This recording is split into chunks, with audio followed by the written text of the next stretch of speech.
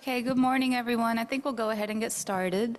First, thank you all for being here, and thank you for our esteemed guests for being here and joining us. My name is Tirelessly. I'm currently a postdoctoral fellow at the Center for the Science and Society, which is one of the co-sponsors of this event. I'm also a lecturer in the Department of Earth and Environmental Sciences. A lot of my work focuses on environmental justice and especially on the question of decolonizing knowledge production. I first want to say Happy Black History Month to everyone. And I want to also say, just to welcome everybody to this gathering, special thank you to those of you that traveled from New Orleans back to a winter wonderland. They just had their first snow in I don't know how long recently. And also to Cameron Clarke at the end there. Thank you for being here. Cameron Clarke works with the We Act Harlem. So we're here to talk about primarily the Lincoln Beach Restoration Project, which is a project I've been following for a few years now. And we are here with giants, really. These are people that have been very, very tenacious and committed to restoring a beach that has fallen in disrepair by the city. And they're community leaders, they're artists, engineers, scientists, and they have been very, very diligently keeping city officials on their toes and keeping them accountable to the promises that were made to the community. So we have a lot to learn from them.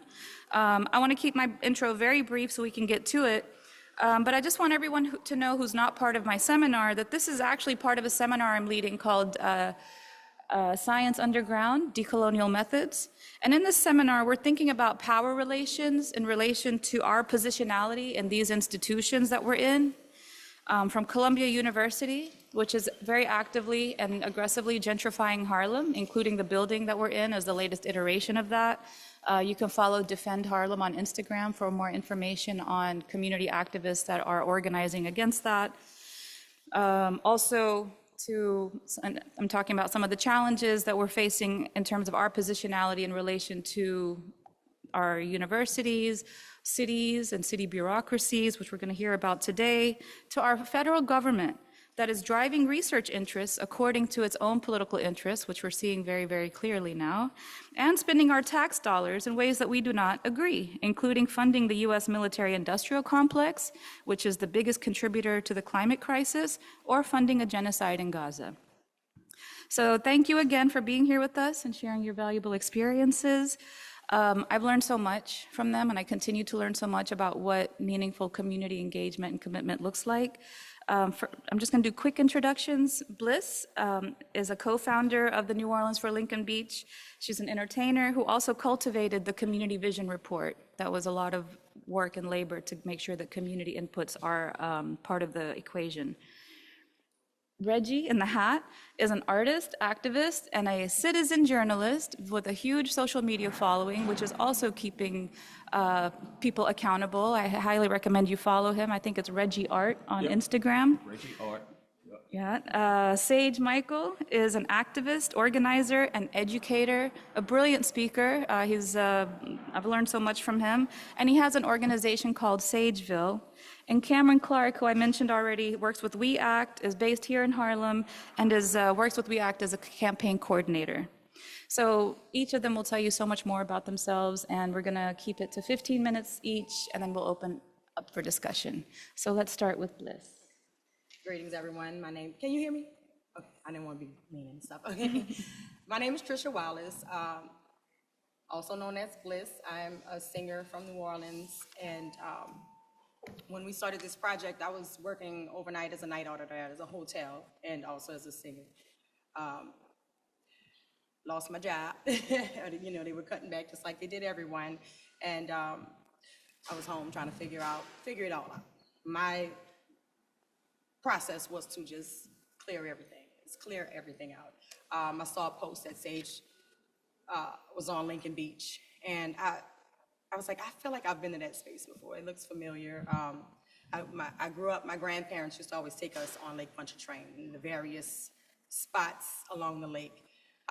So when we started this, my first day out there, like many, I was amazed that this space existed in New Orleans because we haven't talked about it or, in our lifetime. You heard stories from your parents or grandparents or neighbors, but it was like almost like a myth, like a hidden spot. There's still people who don't know where this place is, and our city isn't that big. So went out there, like Adil said, we're in a climate crisis. I had asthma as a kid. I come here, I'm breathing better first day. Immediate interaction, you're walking through a forest, onto sand, into water. So, of course, the air is fresh. You can breathe, you can think. That's all I needed to know, you know. But people were sitting in glass and trash, and there were piles of trash. People were burying it, you know, and but yet it was the cleanest water on the lake. So, you know, there's obviously a contrast going on here. My first day, Sage was like, hey, you want to go on a kayak? So I said, yes. So what we did was, I'm a Girl Scout, he's a Boy Scout.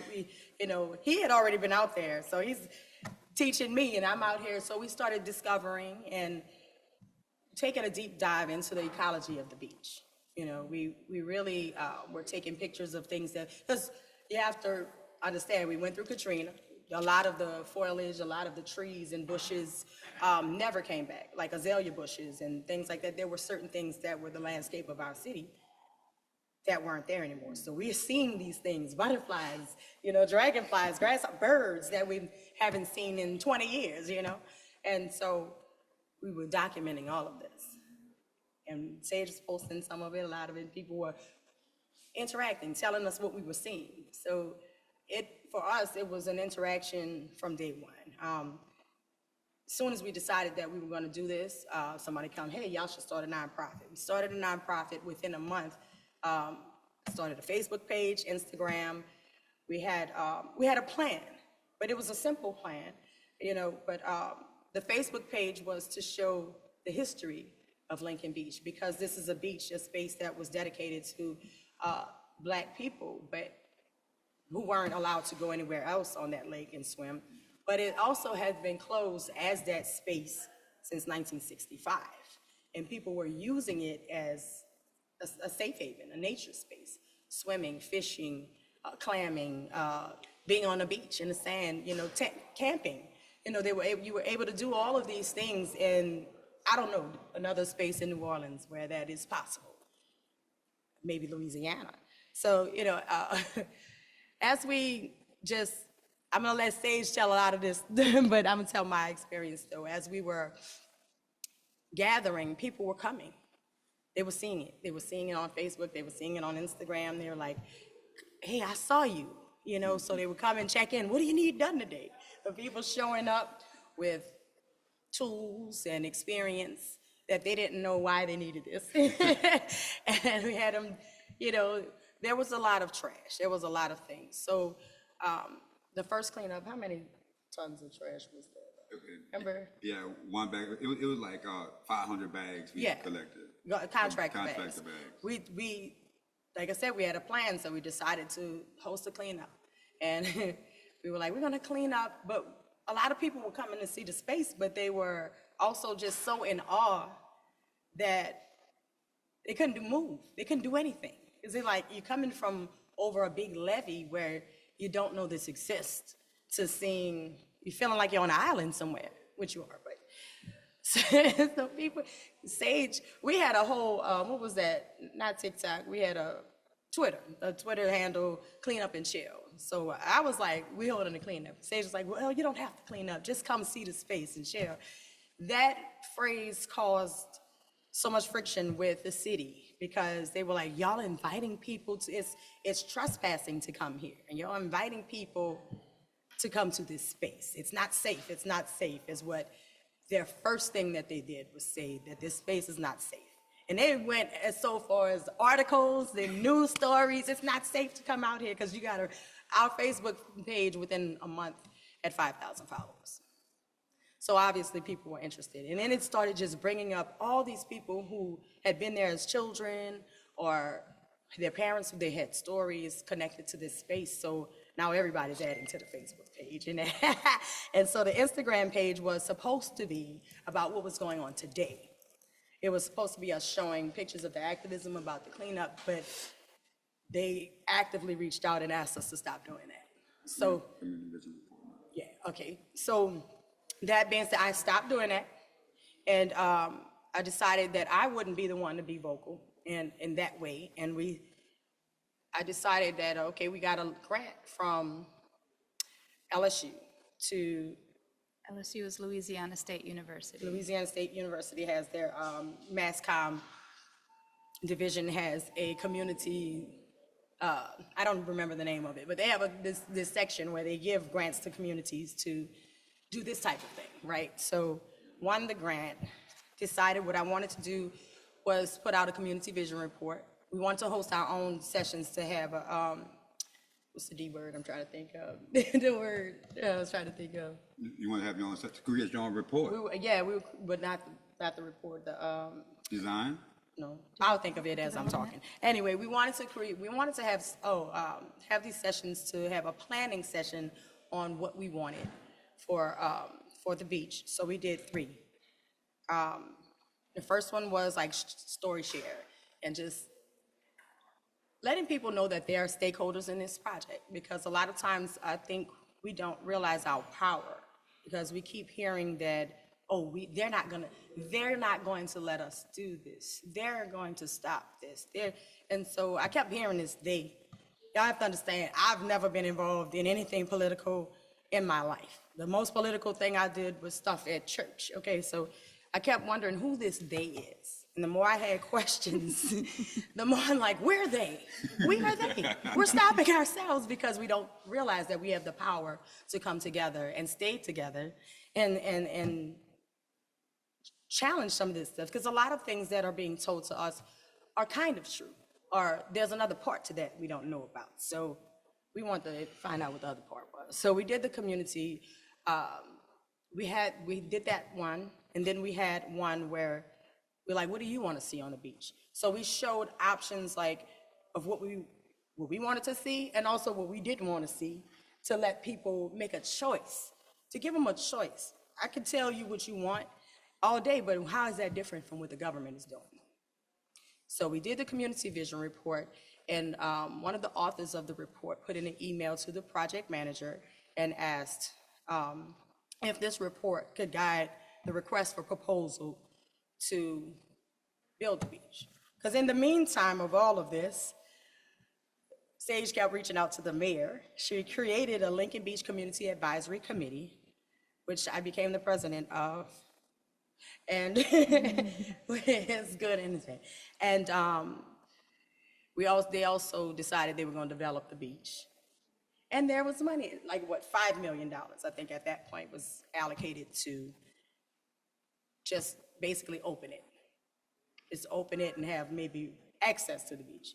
That was it at that time. So when we did the community vision report, we met with the community, we got proof, we had data and we had charts. It wasn't just a report, we have things to back this up, which they included in the RFP. So the company that got chosen to come up with the design had to follow this report. They had to check off boxes from this report, or I sat at the meeting. They actually really went through with it and didn't choose people because either they didn't check off the boxes or they felt like it would be a problem with the community. Show them these 2 examples. So, okay, so this right here, this is a plan, a handwritten plan that we received from one of the community members who saw what we were doing. It's like, I was working on this in the 90s. So what we found out is that every administration, besides the one before this last mayor, was had people who had plans to open this beach and who were trying. They had elaborate plans, but this one I think was the most special because, and you can look at it. In the 90s, Sewage and Water Board had to come out to Lincoln Beach because they were dumping. So there was these ladies who did a suit that they had to clean up. They had to clean up the water there, and there was this whole thing with that. The group that we worked with, the Community Vision Report, they have this, you can have one, you can pass it around, whatever you want to do with this. There's another water map that the work that we started is included in this. We have a bigger group. Now that we started this, we've we're doing all kind of things to clean up the, the climate in New Orleans, but they created this water map, and there's another one coming out, another issue. So the website is on the back, if you want to see. I only have a few minutes, so and there's so much, but yeah. So I just wanted to really say that if you want to see something done that affects you, you can do it, and people will come, and just keep positive, keep ahead, stick together. Y'all gonna fight. It will get heated.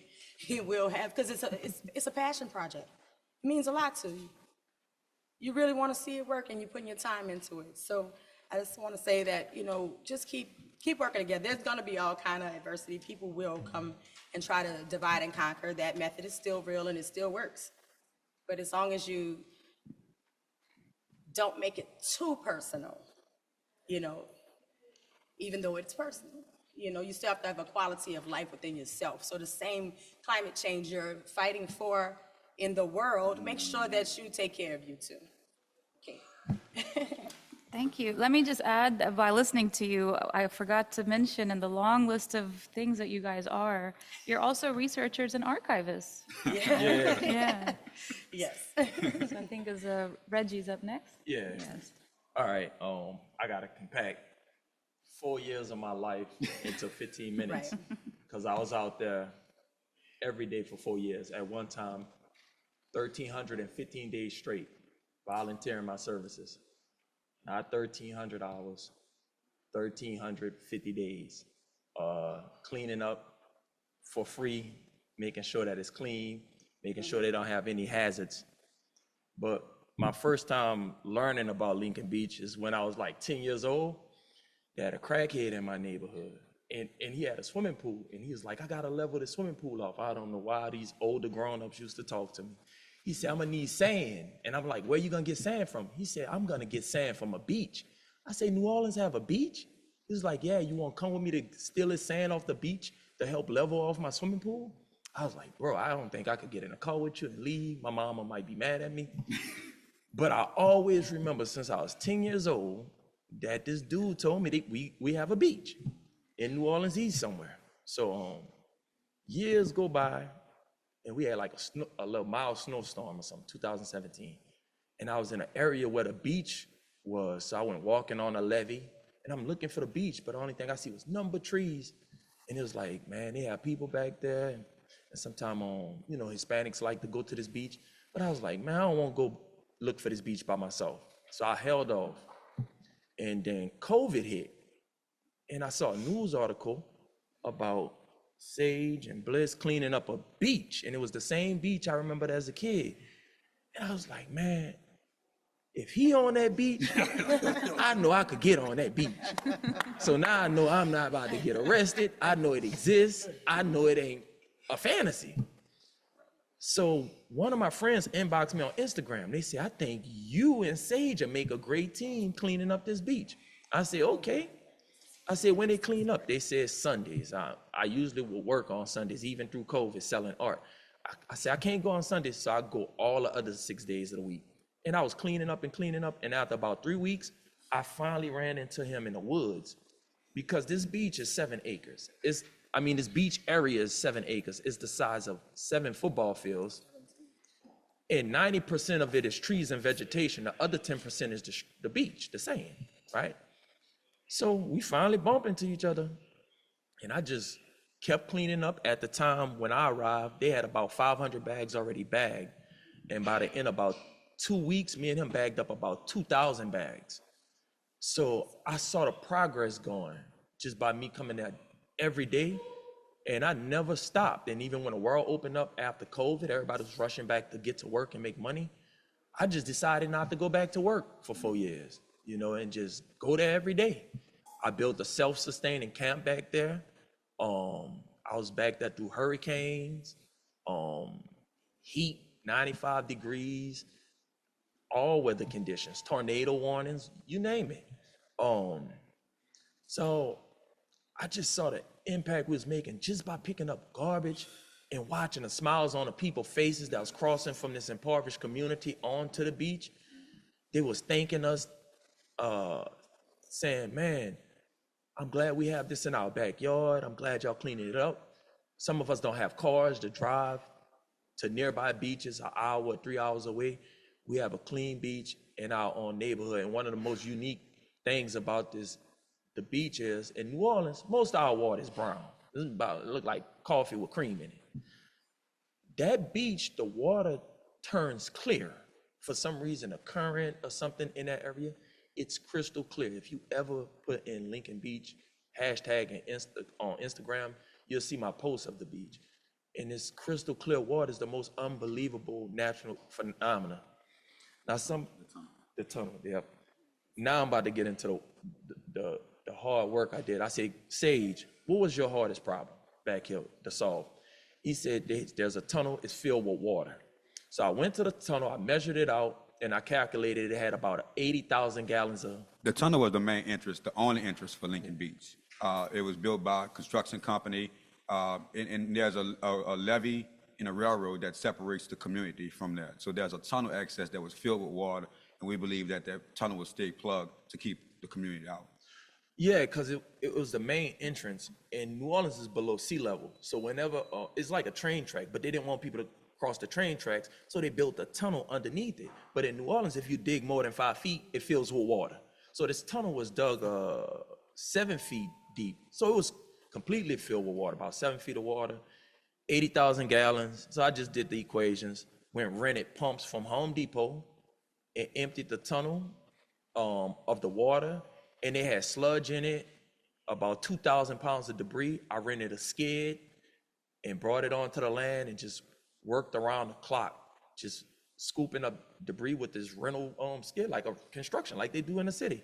So we just work around the clock, just scooping up mud, clearing it out, and draining it. And we finally got it drained and cleared, and started bringing in more equipment. And then eventually, some of the work me and Sage did, we cut a lot of invasive trees down so we could open up more grass space for picnicking. So we opened up about 3 acres of lawn. So once you open up 3 acres of lawn and cut down invasive trees, you have to maintain those lawns. We didn't have riding lawnmowers. So some weeks it'll take me 5 days to cut the grass, 8 hours a day with a push lawnmower. So I use a push lawnmower to cut probably about 2.5 acres of grass. So once we did that, what else we did? We built benches. Well, one, tell them about how you was able to get, the city had a problem with you did, but they hired somebody who did exactly what you did. Yeah. After I cleared it out, They saw his Instagram. out my own pocket, throughout the whole 4 years I was there, I spent about $40,000 of my own money. And but I would watch the city, they'll tell us something can't be done, and I spend money and we'll get it done for $3,000, $2,000. Then the city will hire somebody and pay them $20,000, and it'll take them 8 days to do what me and him do in 2 days. So I was like, it's amazing just to see how the government act like they can't fix problems, and they can, but I think it's about just fulfilling government contracts or something. They're not fixing the project. So that was a lot of my involvement, more so like the engineering scope of the project and stuff, just getting things safe, getting it clean, getting rid of hazards. And you could chime in at any time to directly Sage, because Sage was there and Bliss was there watching it the whole step away. I was just there. Yeah. And then Tell them the story how we got that that brush cutter over the levee. How many? Okay. What the problem was then? Okay, now we was maintaining these 2.5 acres of land. I'm push cutting with a push lawnmower, and something happened where I couldn't cut the grass every 2 weeks. So the grass grew so tall, probably about 4 feet tall, and you can't push lawnmower. So I had to go rent an industrial lawnmower, and I think it weighed this thing was about 600 pounds. Yeah, about 600 pounds. About 600 pounds. So I constructed ramps to get it over this big wall, because the entire property has a levee and a gate. And I got this 600 plus pound lawnmower up a ramp, down a ramp, and then start cutting grass again. Across the track. Then when we had to get it back over, some kind of way the ramp collapsed, and I had to catch the whole weight of the lawnmower, and I don't know how I picked it up and got it over, and we got it back over to Home Depot safe. it didn't break or anything like that. So basically, I would come on a project, say, Sage, what's your biggest problem? He'll be like, the tunnel. Then we'll drain the tunnel, scoop the debris out, and that. And then I'd be like, yo, what's the biggest problem as far as getting this thing financed? A lot of people's like, we should raise the money, we should do this. And then I was like, nah, we could ask the council person of this area to ask for money to get it redeveloped. Because in this certain area of New Orleans, District E, there's 80,000 people that's gonna play a part in paying this $500 million loan back for the next 20 years. And I said, at this moment, out of $500 million, the council person only requested $5 million. So I said, y'all just getting 5. I said, mathematically, y'all entitled to about 50 million and y'all only had 5. So we just asked her to put a request in. They put like $5 million request. Then we got another council person and we asked him to request some money, and I think he got 3.2. And then it'll be like certain politicians, they'll send money, and then certain ones wouldn't. They'll leave it cash strapped. When we started this in 2020, there was a council person, Cindy Wynn, and there was an election. We had a new, well, our mayor got reelected, but also we had a different council person at the time. So what was that, like 2022 or something? 2021. 2021. Yeah. So when we started this, there was one person, and so her campaign, Cindy Wynn's campaign, kind of, Sage is gonna talk more about that in a second, but I just want to, so y'all know he's talking about 2 different council people in the same seat. And the importance is, Reggie, tell them about the importance of bond money, our money, and what to do with it. Why you was on that so hard? Yeah, because all the residents were basically gonna be paying into a bond in money that was gonna be fixing up gentrified parts of New Orleans, instead of this impoverished Black community with a beach adjacent to it, where they clearly had enough money to fix this without going to the federal government or the state. And they just was pretending like they didn't know what I was talking about. So what I did then was basically telling them, if y'all don't send this money, I'm gonna make sure you don't get reelected. Because for some reason, no matter how hard the job is as a politician, 95% of them always want their position back. No matter how hard it is. And that looks like a hard job, but they always want to get reelected. It's on 4 minutes. Yeah. So I basically was like, listen, man, if you want your job, just send us a little money. We not trying to get nothing built where y'all already gentrified. We asking for something in the hood. You know, and eventually the money start coming in. Troy called our state Federal congressman. There you go. He federal congressman. He was one of the politicians who stepped over the gate in $3,000 shoes and knew everything we needed, make campaign promises, and delivered on all of them so quick. And then he came back with another sum of money and stuff. So No, only No. 4 million. 4 million? 4 million What for he access. did was he allocated $4 million for access. There was this bridge program, you know, when our president put all that money out for infrastructure. He accessed the money for the bridge to have access to the beach. What they did was they put that number in the $24 million, but when it was actually allocated, they made an announcement, like if they got another $4 million, which caused him to put on his social media, which as you see, everybody's watching the project through his social media, that there was an extra, so it looked like we had 28 at the time and it was only 24. So, you know, that was very strategic of them, but. So there was 2 allotments of money. There was 7.8 that he got from the BP. Well, the BP oil spill money has a restore grant. Louisiana is one of those Gulf Coast cities. I actually told it to be $9 million of that BP oil spill money from those 3 companies that were sued. Right now, we had a draw of 4.3 million, and we have another draw of the remaining funds from the BP oil spill recover fund. I think restore one. I will say this: the initial $5 million that was attached to the CEA that the mayor had to sign in order to open the beach said that in that document it said that the beach is indefinitely. It's New Orleans property and they cannot sell it. But if they do not build it, that money is going back to the state, probably this year if they don't do something.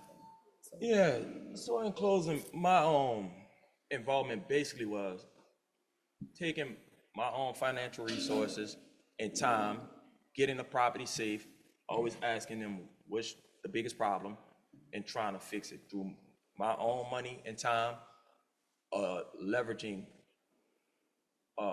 my audience, like a lot of citizens that vote, and saying, if you don't send something and be a part of sending this, I'm gonna tell the people not to vote for you, and sometimes it work a lot, sometimes it work a little, but there's always government money out there somewhere for projects. There's so much money out there. And if they feel like you're gonna like bump and be like, you're not getting elected, they'll start listening. And that's what I learned from this project. As far as my personal work, I just notice if you work at something every day, you can see a big change, And that's basically it. Thank you. I just want to say that one of the things we've been talking about in the seminar is about who gets credit for scientific innovations, for engineering work, whose expertise is it, whose knowledge is it, and who actually gets published and who gets credit for it, or in your case, who gets the job and the contracts. So that's just something that we've been talking about. So it's great to hear a real live example. So next we have Sage. Thank you. What motivated me to really work on this site was that fact that I'm born and raised in New Orleans. I made 50 December 3rd last year. Thank you. What I say is that living in New Orleans all my life, I used to live in the projects, so we used to escape to the projects for the hurricane because that was the strongest buildings in New Orleans. Divestment happened where they started taking down the projects and moving everybody out those projects, which was very secure. And, white flight back into the city. I saw the city slowly being gentrified prior to Katrina. Katrina happened, was planned disaster capitalism. I saw disaster capitalism come, all those billion-dollar FEMA money didn't go to those people on those rooftops. New Orleans on the Sewer and Water Board consent decree. That's why they had to do, they did a project on Lincoln Beach, which you'll see on some satellite maps, like a Batman wing.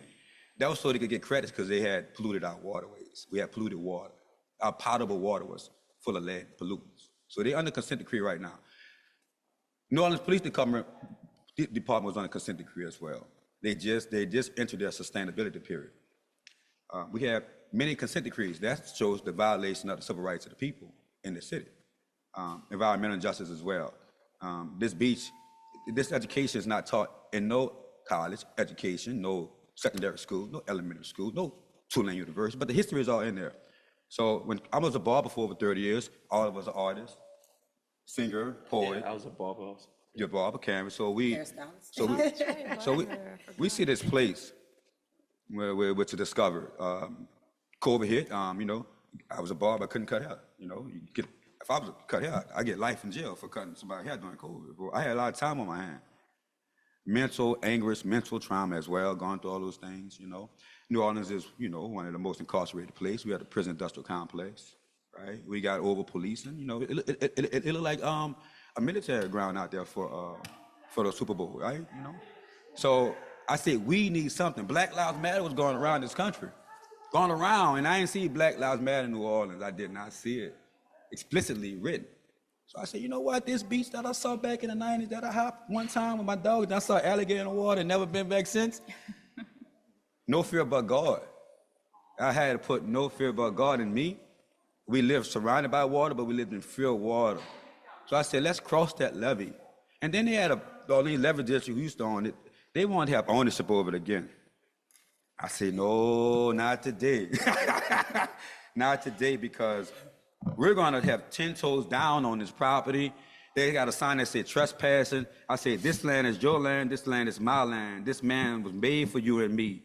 On one side, say it was blank. That's how it was made for you and me. This is for black people. We own this. We have possession of this. So let's take care of this. Let's have stewardship over this land. So I know I couldn't do it on my own. I know civil rights. I know these things. And I know we have individualism in our country so much. And they try to individualize everything and they take you down. I might be black, but I can't dance that well. I might be a barber, but I can't draw Mickey Mouse in your head. But I know that if we could pull everyone together on a common cause on this one great thing, then we'll be great. It's not what she does or he does, it's what we do. Together. It's the we. So even though if I was out there by myself, it was still us. If, we represent community, but we got the courage to stand up to those. So when the project manager saw me on the beach the first time, she said, "You can't be there. You don't know who you're talking to. I'm going to be here." The least of my worries is getting a trespassing charge in New Orleans, Louisiana. Who's gonna enforce it? The thing what I'm saying is, I grew up watching my friends get shot. I grew up with police dealing drug dealers. I grew up through the worst of the worst through the gutter. This is the American dream, never made it down to New Orleans. It got stopped in the flow by Jim Crow. All those things that the disparities that we face in the South, I want to change the image of black people in New Orleans because the images that they were putting on the news were not true to what I see. Not true to my friends I grew up with. I saw divestment education. I saw drugs get down. I saw the prison come up. I see these council elected people just having these special interests come in their ears, ignore the voices of the people. So I say, you know what? Together we are strong. And do it biblical, right? Stay honest. Do the righteous work of the law. And I took the Bible words. Let your light shine before men. That's why I put it on Instagram. I ain't have no following like Reggie, like Bliss. I said, let's tell our story because they're going to take credit for it. Yeah. That's right. Let's tell our story. Because no one could take away the story if you tell for yourself. That's one thing. So we told our story, and it went out there. We went from, and we changed the minds of the journalists from saying these negative things to being from the local newspaper to New York Times, to USA Today, to ABC News, to every local podcast. We're putting all our work out. Bliss is a mother taking time away from her artwork and dedicating to the beach. Reggie's an artist. We sacrificed so much. We gave it, and also like this, it's like the Levites in the Bible. Give it all up for the cast. We give it all up, like a Levite priest. I gave it all up. I gave up house. I gave up job. I gave up position. I said, community take care of me, and the community took care of us. That's why I said we have all the resources in the community right here, only if we reach out for it. We live in a democracy, but when and what did we ever exercise democracy together with? Lincoln Beach is a project. We go, you like the beach, you like the beach, like the beach, everybody like the beach. Let's go for it. Let's do it together. Community, for the community, by the community, like FUBU, for us, by us. For the community, by the community. We We didn't even know each other. We didn't know each but y'all other swore at we would know, we were born together. Right. Right, but this is the thing that we have is that this one project could unify the whole community. Everyone on every governmental level, on every community level. We're at Columbia University in New York City. Second time. That's right. Blessed. Our Congressman, Troy Carter, his first 100 days in office, he spoke our names in Washington, D.C. on the House floor of Representatives, honoring us. Now, there are other elected officials that we do the work, we put the plan, and then we see a news interview with our plan.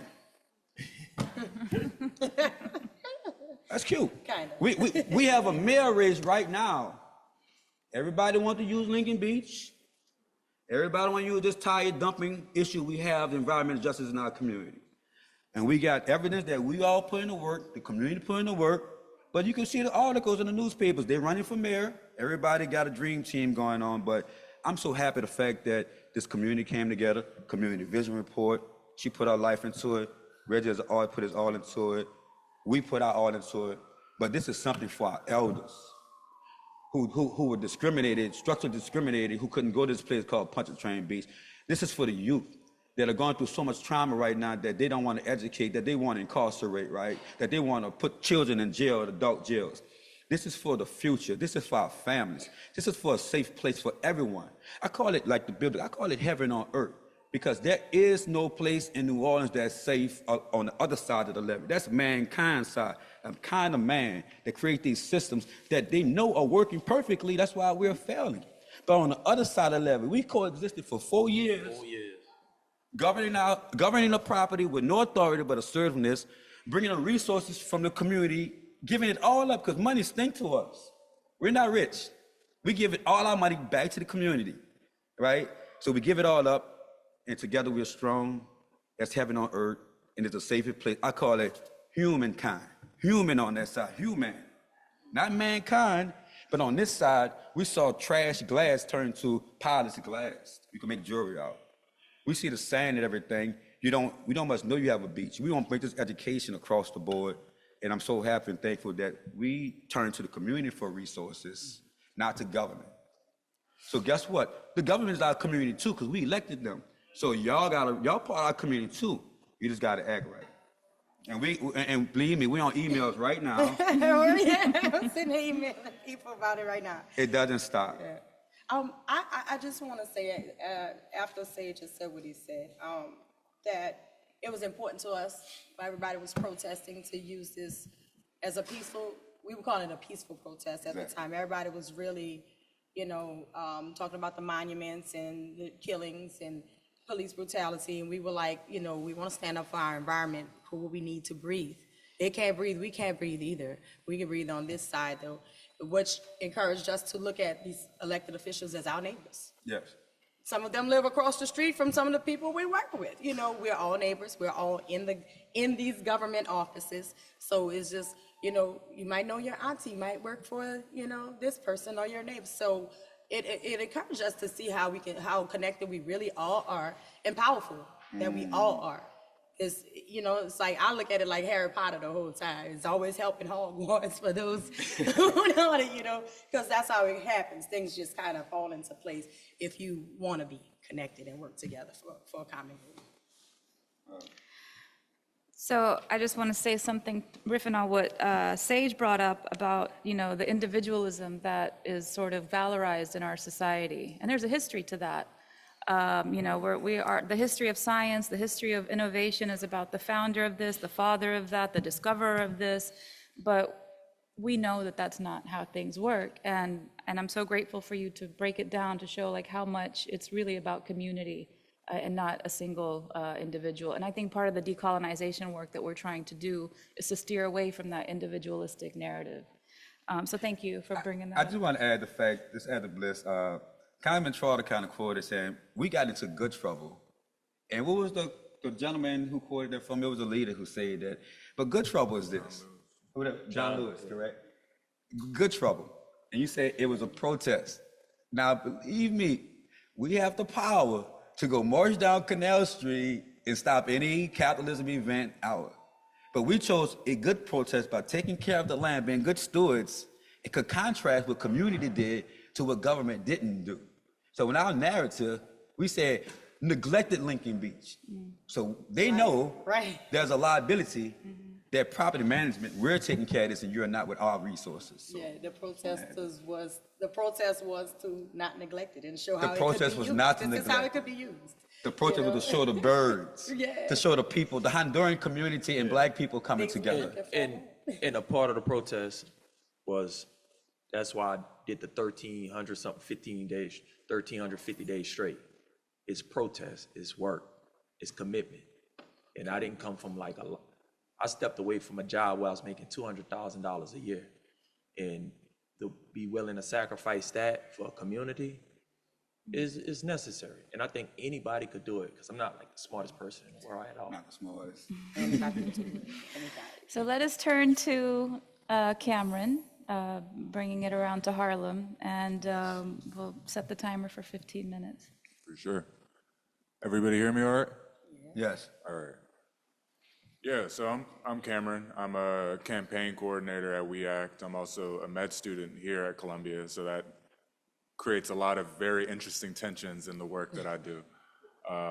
But I think the thing that I was struck by, and if you don't know about We Act, I think if you've ever, and this is a Columbia audience, anybody been over to the 145th Street Park, like the state park up on 145th? Yeah, it's a Columbia audience, so no. I think that if you haven't been, so essentially, like, it's a state park, it's all the way on Riverside, 145th, it's elevated above the water. And essentially, if you ever go up there and you're like, why is this an elevated park above the water? Why isn't it on the water line? That's because it's built above a sewage treatment plant. And it's built above a sewage treatment plant that was located in Harlem because they didn't want it placed in the Upper West Side.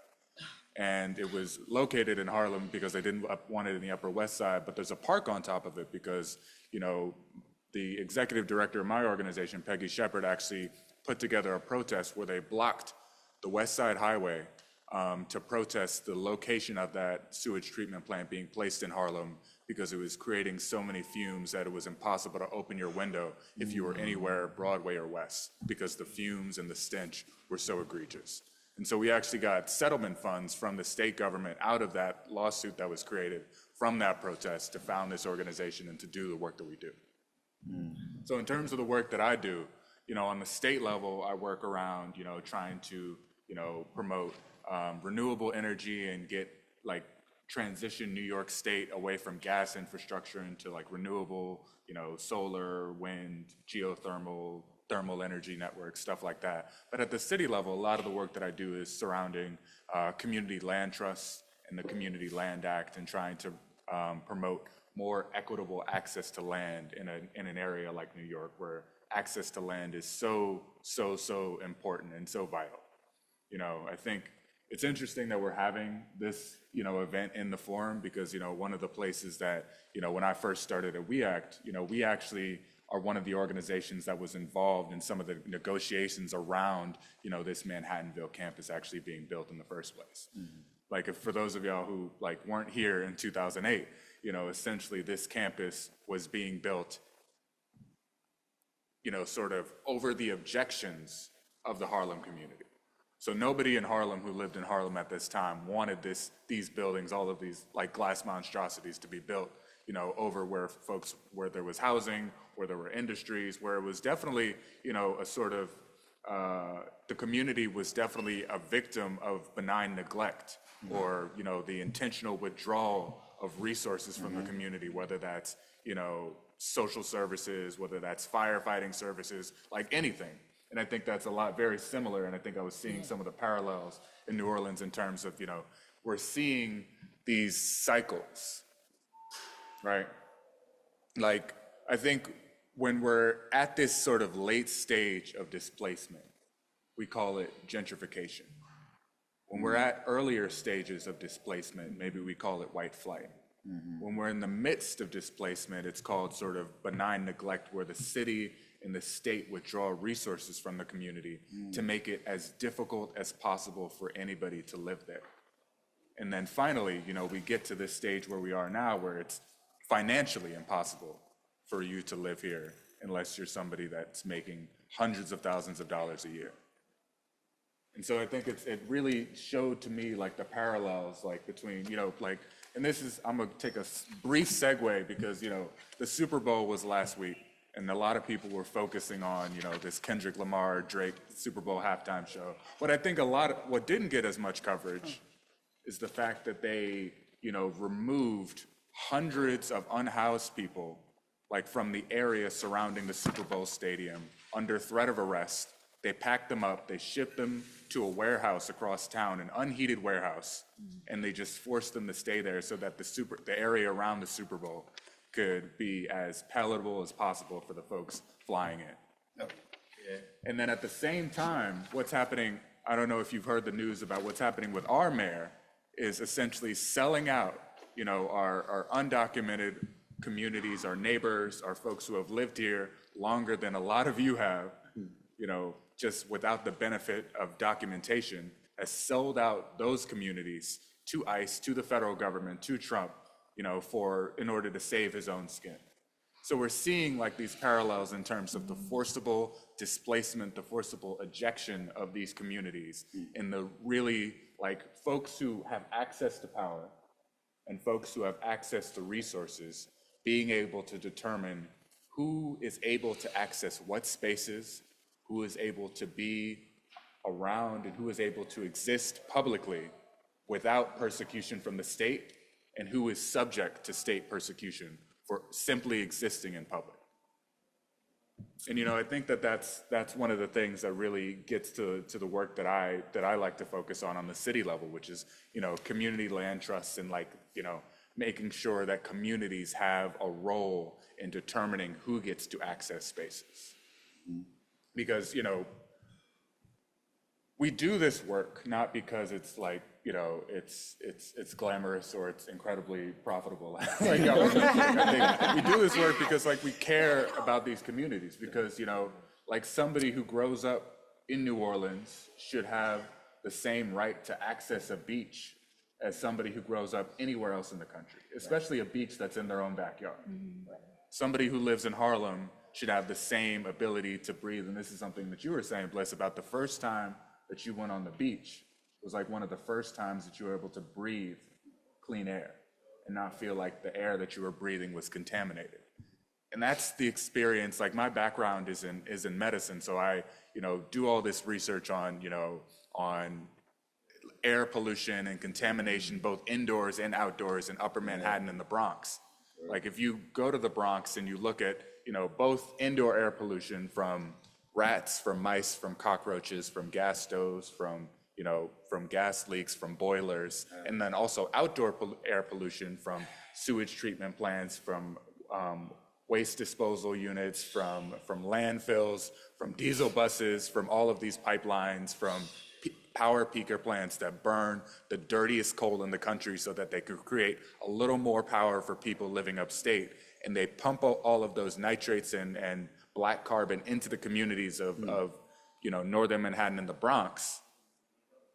What we see is that our society has made very intentional choices about the lives that it wants to make more comfortable versus the lives that it is willing to sacrifice in order to make certain folks more comfortable.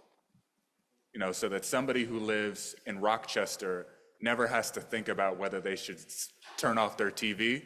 We're gonna pump fumes into the homes of folks who are living in NYCHA housing in the South and Central Bronx. And that's sort of the negotiation that we're always sort of, we're always sort of discussing. And I think that,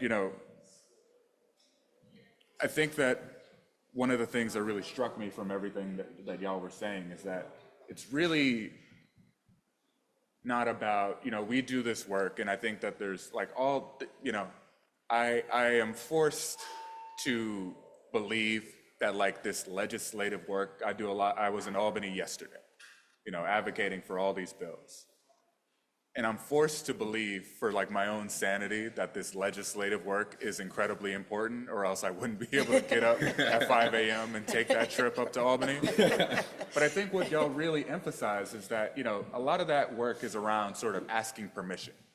You come to your elected officials sort of hat in hand and you sort of beg them for allocations of funds. You beg them to co-sponsor your bill or push it in committee or pass the bill or talk to the governor or talk to Speaker Hasty, and you hope that they actually honor your commitments, even though they work for you. Mm-hmm. But I think what y'all did, which is so inspiring, is that, Sage didn't talk to a politician. He didn't say like, hey, all the corrupt mayors and folks and all the, he didn't go up to them and be like, hey, could you please give me, $100,000 so that I could do this beach work, so that I can actually have like tools and equipment that are like befitting like the thousands of bags that I'm going to be picking up over the course of years. He just did it. He just picked up and did it. And then Reggie picked up and did it, and Bliss picked up and did it. And then all of a sudden, the conversation shifted from like, no, this beach is off limits. No, this is an area that is off limits to members of the folks that were in this community to, wait, how can we help you? How can we participate in this project that is clearly so valuable that we have always wanted to invest in? Right. We've always wanted to make sure that Lincoln Beach is completely clean. And that's the thing that's so ridiculous about like sort of the fantasies that we entertain ourselves in some of these like, liberal spaces. And I think that the thing that I want to, I don't know how long I've taken, but I think the thing 5 more minutes? All right, I got some stuff. I think the thing that I want to leave y'all with is that, we do a lot of work, sort of under the presumption that these institutions are the ones with power. We do a lot of work, sort of asking Columbia to do something. I'm currently in conversations with Columbia around so many things, like they're the ops in like every area of my life. But, you know, like asking them to stop gentrifying the community, asking them to divest, asking them to, how about, I don't know if you've ever gone, unlikely that you've ever gone on like the Department of Environmental Conservation website. They have a map where they talk about the highest polluters in New York State and New York City, like the major polluters, the ones that are emitting like the most black carbon, the most ozone, the most sulfates, the most, like all of the worst things that the EPA, even this EPA, would say that it is completely, unhealthy for you to breathe in. And if you look at a map of northern Manhattan, out of the top 3, like most prolific polluters, I bet you could probably guess who 2 of the top 3 are. Any guesses? Yeah, we got right here. It's this institution right here. It's New York Presbyterian uptown. So basically also this institution right here. And then it's the sewage treatment plant. Top 3. The 3 top polluters are, a university, a hospital, and a sewage treatment plant. Wow. And so when we talk about, like asking permission from these institutions to like make changes as though they haven't been like showing these communities for decades who they are through their actions, I think we're selling ourselves short a little bit. When I think, what I think Sage and Reggie and Bliss have demonstrated is that the power really resides in the communities, and that the institutions are sort of relying on our neglect of the power that we hold in order to ask them for permission to do things that they know we don't need their permission to do.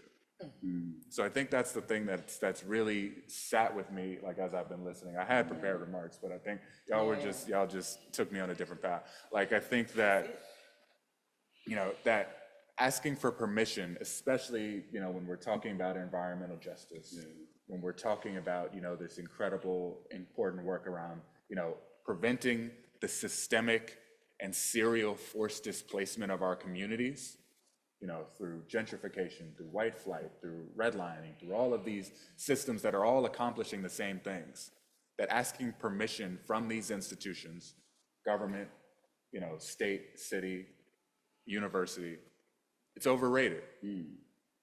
It's overrated. And so I think that's the thing that I feel like I've learned today, and I really appreciate y'all for like, sharing just the power of just really just doing it. Getting 2 of your friends together and doing it and just seeing where it goes from there. So yeah, I'll leave it. Wow. Nice.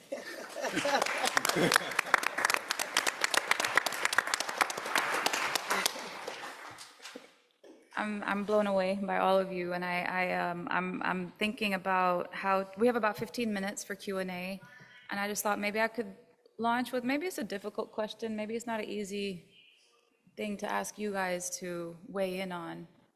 Maybe starting with Cameron, though. I mean, me, myself, I came to do my PhD at Columbia thinking it was a safe haven for Palestine studies. That's really why I came here. And then, of course, upon arriving, realizing that it's playing this role, this particular role that we're talking about with the community here. And so I think what many of us grapple with is how to maneuver our positionality as both complicit, if you want to call it that, but also maybe insurgent at the same time. Like how do you, like you mentioned the tensions you're feeling, just knowing that you're speaking to largely an audience of students that are concerned about these things, are thinking about these things. What advice do you have? Yeah. No, I mean, so I started at in the med school in 2020. So it was like right about, pandemic was peak pandemic when I started in med school. So, I think that I was dealing with, a lot of, having conversations with my classmates where I was sort of, the world was on fire. Right, like healthcare workers, we had, there were tents outside of New York Presbyterian along like 168th Street where they had like sort of mobile outdoor treatment units because the hospitals were too full. And meanwhile, like that was not something that was like making its way into the classroom. And also there were protests, and like the streets were militarized with, like militarized police against folks who were like protesting, like violence against like Black and brown people. And that obviously wasn't in the curriculum. And so I think that like the thing that like really struck me, like, was like, it was hard, right? Like it was hard to like walk and like sit all day in classes and hear them talk about, like readings about James Baldwin and like inclusion for patients, and then like people would just like go about their daily, do whatever, as though we weren't dealing with the reality of those things as soon as we set foot outside. And so I think one thing that I did for myself initially was literally just like a self-care practice of just like, if there's a tension that you're feeling of like, hey, something is wrong with this, with this situation, like this is like deeply uncomfortable and I'm gonna have to sit with this for the rest of the day. If I don't speak, I just spoke. I'm just like, hey, do y'all realize that this is kind of ridiculous that we're having this conversation when all of these things are happening outside? Right. And then they get to sit with that. That's right. It's off my chest. And I think through that, ultimately, I think it helped me find folks who were like-minded. It helped me find, people within the institution, but also like outside of the institution who were, who could relate and could, empathize with like, the experiences that I was dealing with. And then I think ultimately, it went from like individual questions and conversations that we were having in these classes to like, all right, how do we do this in a more organized way? When we see, some of the oppression that this institution is complicit in, because like I have all these beefs with New York Presbyterian. They segregate their patients. They bus people to Harlem Hospital when they don't want to pay for their care. They like openly, are involved in complicit in gentrification of the Washington Heights community as well as Columbia. So when we have those conversations and we, are able to systematize those critiques, then I feel like we're able to like, have a really interesting strategy going where we can have an inside-outside game, where like administrators can't ignore the things that they're hearing from students because they're hearing those from community members as well, because we're in conversation with one another. We're not siloed anymore. And they can't ignore the things that they're hearing from community members. It's not just the one guy. It's not just the one guy. Like they try to It's everybody. spin it, yeah. And I think that was like really one of the ways that I feel like I was able to sort of, like reconcile that tension, is that to like really lean into the fact that I'm not just like at the time, I'm not just a Columbia student. I'm a person who lives in Harlem. And so I'm being impacted by these things as a Harlem resident, just as much as I am a Columbia student. If I go into that hospital, I'll be treated like every other Black person from Harlem that goes into that hospital. So I think, like trying to let go of some of those artificial distinctions and like really lean into, these things that you're experiencing as a student are also, you're experiencing those as a community member as well. Thank you. We can open it up for questions if anybody would like to. There's a mic here, or you can just speak loud. It's up to you. This is Brandon. Please introduce yourself so they know, if you don't mind. Hi, I'm Brandon. I'm a Harlem resident. I was part of a group, New York City Eco-Socialists, that spent 4 years passing the Build Public Renewables Act here in New York, trying to like democratize the energy process, like renewable energy instead of the people plants and all this other stuff. And along the way, we had all sorts of stuff. We had to like run agitational campaigns against a lot of elected officials. We actually ran our own people for state assembly, state senate, won some races, lost some, or whatever. And need to do all that to get a bill through.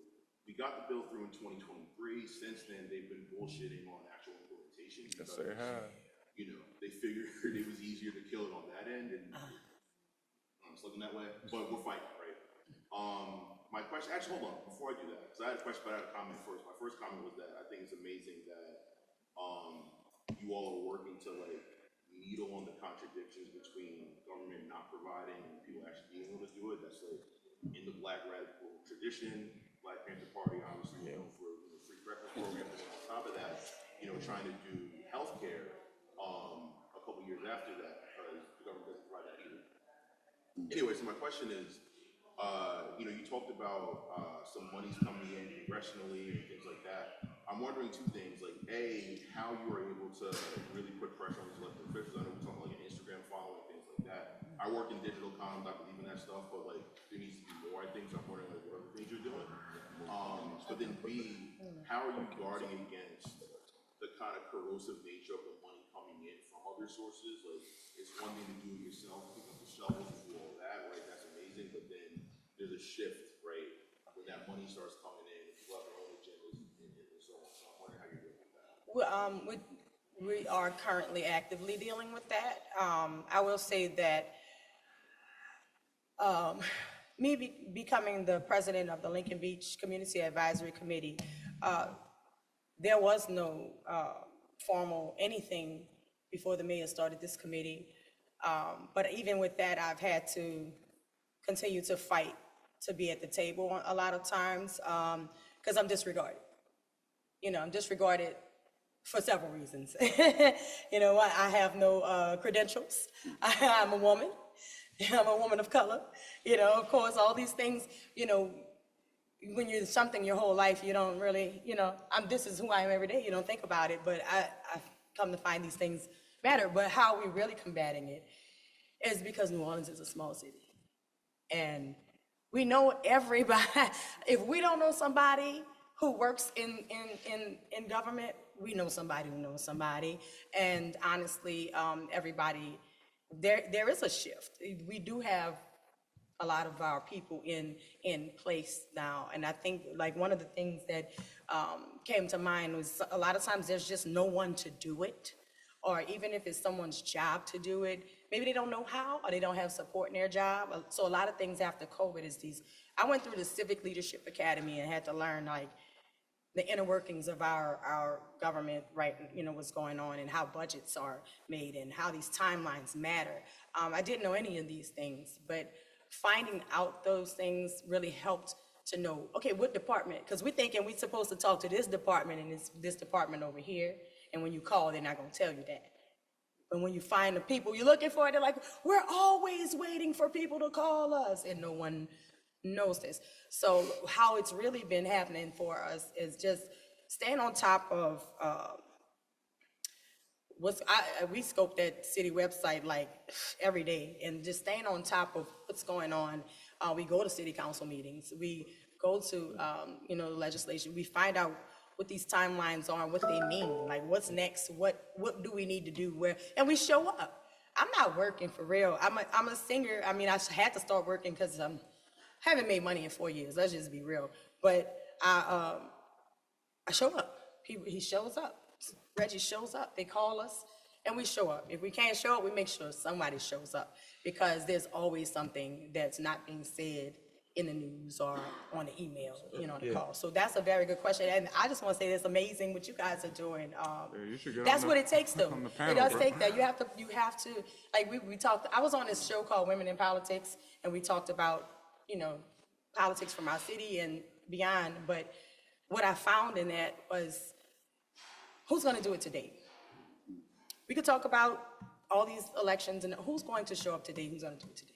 And you do it day by day, bit by bit, it gets done. And just don't give up. And don't feel bad, like if there's always something. Like I used to be like, oh, I didn't apply for this grant, I didn't do this, because I know nothing about no grant money and all of this. And that was even part of the protest, the not accepting money from this one and that one. But the thing is, something that you said, Cameron, I became the liaison for the Lincoln Beach Cultural District. So now Haynes Boulevard, which the beach is on, is called Lincoln Beach Boulevard now because of the work that we have done. But And you got historic they status. they gave me this position in December, and then they took away the cultural tax incentive for the artists. The whole incentive of having the position was to be able to tell people, oh, there's this tax incentive if you're doing art in the district. Well, now they took that away. So what is even the point I have? That's something else I gotta go figure out, And I'll be brief, keep it under 45. Another way to safeguard with some of the money being misappropriated or moved to the side, just having a connection with the community. through somebody in the community. They sent me an email, a receipt, showing that $5 million of the money that was supposed to be for Lincoln Beach was moved to help facilitate and build a mental health portion of a prison. Now, we had a politician that came into place, halfway through this whole process, got into position. I told him, watch the money, make sure that none of it gets spent, because none of it was really earmarked for Lincoln Beach. And the $5 million was moved. Then I went to him and was like trying to email him and tell him, yo, the $5 million moved, where it went? Just acting like we don't know where it went. Never got an answer from him. Long story short, I got on my social media. I let everybody know that every politician whose name is on this paperwork that's seeking re-election may not get re-elected, because y'all allow $5 million that's supposed to be for the community, supposed to be for this project, to be moved without saying nothing. They'll call me, they put the money back, and everything was all right. So that's how you're gonna lose your position if it don't go where it need to go. Adele, can I have 2 minutes? Yes, Just kind go of. ahead. And then we have an announcement before we wrap up. Yes. Thank you. Give since a little more detail. Yeah. So when you have $5 million of bond money, we talked to this council person. I called a mentor at the time. We in this office, got a picture of three in the office, kumbaya. We registered directly. Watch our money. He said to us, anything happen across Lincoln Beach, we're gonna let you all know. I never got an email. We never got an email from this person. 3 years, now he running for mayor. So there's a place in New Orleans called Garden Plaza. It's built on top of a landfill. Garden Plaza residents have been fighting for their proper relocation and funding for their move. Not what they see assessed, but what they see assessed quality-wise. It was like a $30 million payout for them.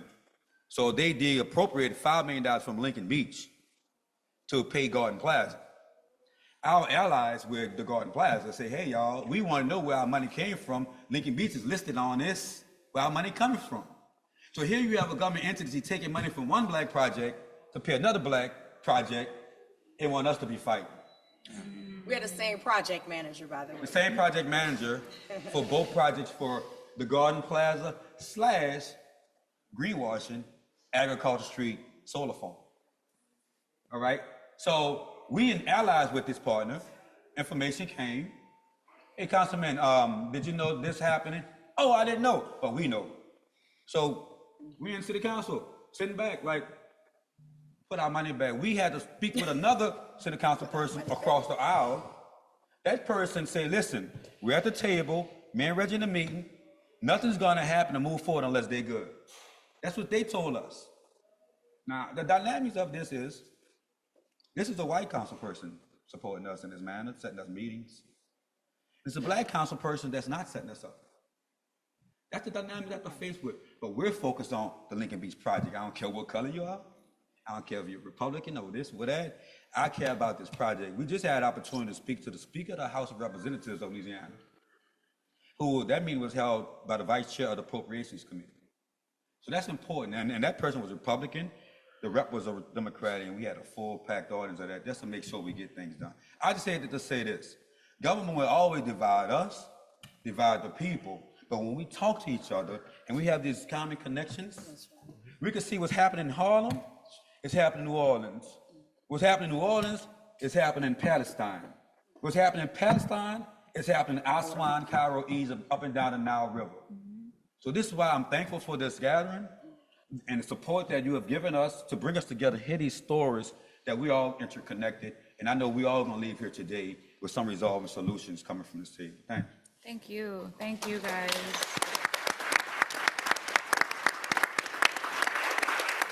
I'm going to invite, I know it's such a short, there's so much more to talk about. We can hang around and chat after. I'm just going to first invite Leo from the Environmental Justice Network. This event was also co-sponsored by the Coastal Resilience, Center? The Center for Coastal Resilience, is that what it's called? Resilient Coastal Communities. So there's a lot of common interests in the room. I want to thank you guys for your support.